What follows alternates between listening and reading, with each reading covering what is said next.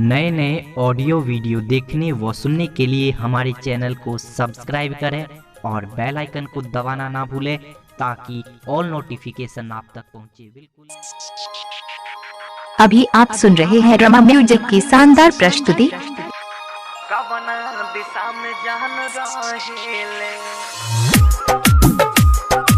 DJ आशीष Harinagar, DJ मिठू, राजा पटसोनी, Shiv Manmohan recording studio Delhi. कवना दिशा में जान रहेले हमके बता दे रे पुरबा, कवना दिशा में जान रहेले, कवना दिशा में जान रहेले। हमके बता दे रे पुरबा, कवना दिशा में जान रहेले, कवना दिशा में जान रहेले। पागल दिलावा रहिया निहारे, बिरही के मारना सहेले। हमके बता दे रे पुरबा, कवना दिशा में जान रहेले, कवना दिशा में जान रहेले। डीजे मिठू, अभी आप सुन रहे हैं रमा म्यूजिक की शानदार प्रस्तुति।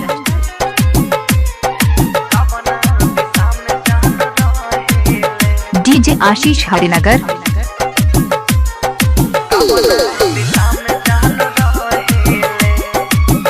हाँ रोता दिलवाई जो हटा अखियाई, तोहरे सूरतिया ये जान हो, तोहरे सूरतिया ये जान। हाँ रोता दिलवाई जो हटा अखियाई, तोहरे सूरतिया ये जान हो।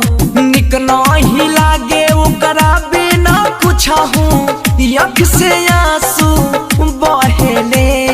का रहे हमर कसुरवा, बेवफा हमके उ कहेले, बेवफा हमके उ कहेले। डीजे मिठू, अभी आप सुन रहे हैं रमा म्यूजिक की शानदार प्रस्तुति।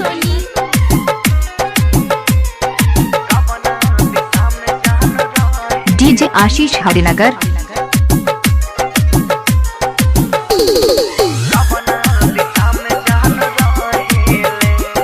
प्यार ऊ बचपन के बात, लड़कपन के कैसे के हम भूल जाई हो, कैसे के हम भूल जाई हो। प्यार ऊ बचपन के बात, लड़कपन के कैसे के हम भूल जाई हो। भोरबा कोड़बा में बैठो तो रहले, बहुते याद ऊ आवेले। मंगिया में भर के सेनुरवा, बंसी के प्यार में बहेले, अभय के प्यार में बहेले। पागल दिलावा रहिया निहारे, बिरही के मारना सहेले।